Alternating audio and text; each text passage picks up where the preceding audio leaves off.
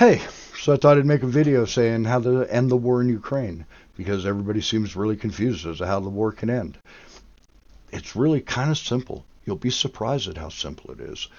If you want the war to end, it can end tomorrow. Only one thing needs to happen. Russia needs to go home. That's it. Just pack up your shit and go home. Ukrainians aren't going to follow you. The West certainly isn't going to follow you.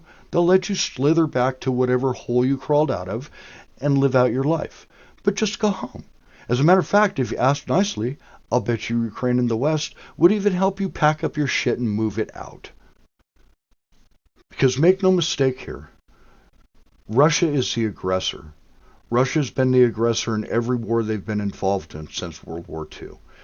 They have never been a defending country. As a matter of fact, if you look at the history, over the last 80 years, Russia has invaded on average one country per decade. That's not the sign of a country that's not aggressive. They're very aggressive, hyper-aggressive, you might even say. Ukraine, on the other hand, how many countries have they invaded since they've become an independent nation? Oh, that's right, zero. Zero. They didn't invade anybody. They're a peaceful nation. They're a peaceful people. And all they wanted was just to be left alone. So, if you want to end the war, just tell Russia, go the fuck home. You know, the really sad part about this is that the U.S. is on the wrong side of history here. You know, we're taking Russia's side, and it's despicable. I mean, I see the deal that Zelensky was supposed to sign, and Trump likes to say, well, the security guarantees, that's only 2% of the agreement, so I don't know why that's such a big sticking point. It may be as 2% to Trump, but it's not. To Zelensky, that's security guarantees. That's 98% of the treaty. That's 98% of what he wants. Because Russia's promised all kinds of things ever since 2014. They signed the Minsk Accords, which they have proceeded to break 25 times since signing it. That's not the sign of a country that can be relied on to uphold the peace.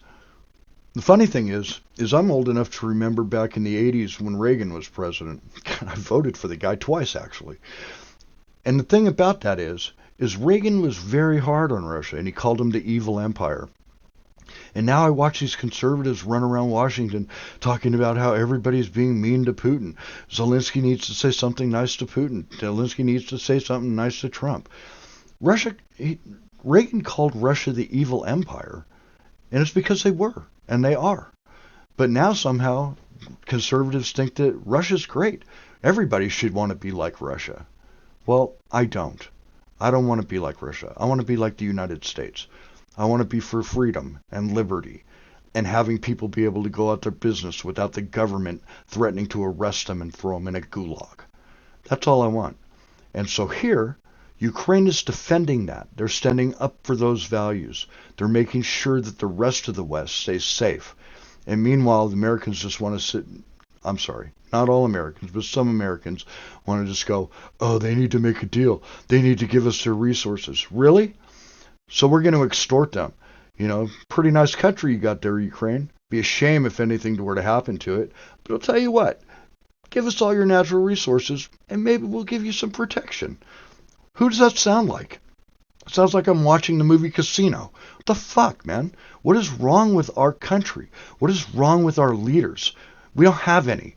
What we have is a bunch of sycophants that are so afraid of Russia that they're afraid to do anything to offend Putin. Oh, he might start a nuclear war. Well, you know, that wasn't really an issue until Trump took sides with Putin. Because before that, it was just like, yeah, Putin might launch a tactical nuke against Ukraine. Sure. He's insane. He might do that. But if he did that, we would instantly turn his country to fucking glass. And that would be the end of it. But now, because he's got Trump in his back pocket, who else is going to fire a nuke back if Russia decides to fire a nuke? You think Trump's going to? No. Trump will just ignore it. He don't care. Trump is more worried about getting a Nobel Peace Prize than he is about actual peace. Trump doesn't give a shit about the Ukrainian people. I'm praying that the American people do. I hope that we stand up and do what's right here, because otherwise we're on the wrong side of history again. But anyway, I'm just going to keep going on here about how all Russia has to do is leave, because that's really the solution to this war. Just go the fuck home. And so with all that said, I'd just like to leave you with a couple thoughts. Please support Ukraine. I've seen a saying going around on the internet that really rings true to me. What we saw on Friday in the White House was one man with no suit and a bunch of suits with no men. I completely agree with that, and I sincerely hope that you support Ukraine and don't support Russia. Thanks for watching.